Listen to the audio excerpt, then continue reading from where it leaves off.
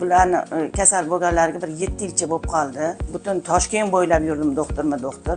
Boshlanishiga qon quyishga bordik, qon almashtirib quyish kerak dedi, uni qildim. Ko'jiniga bordik, u har xil dorilar berishdi, unda ham bo'lmadi. Dermatologiyaga bordik, o'ta sarkoma kaposhi deb diagnoz qo'yib u spid bilan teri raki deyilar ekan. Respublikanskiy onkologiyaga bordik, ximiya qo'yamiz dedi, uni qildirganim yo'q. Turk doktorga bordik. Keyin yana Fedorovichga bordik.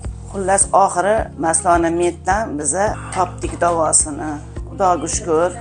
Unaqa diagnozlar yo'q ekan, hammasini joyiga qildilar. Nargizaxon umrlari uzoq bo'lsin, hammasini joyiga qo'yib qo'ydilar.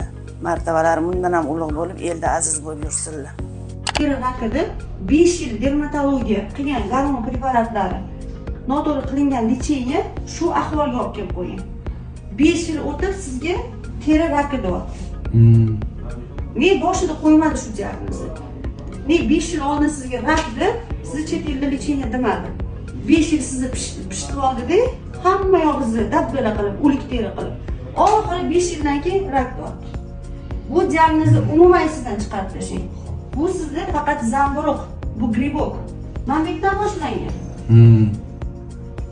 Esingizmi? Tirnoqlarning orasidan mayda gribok boshlangan. U hammada bo'ladi. Tufli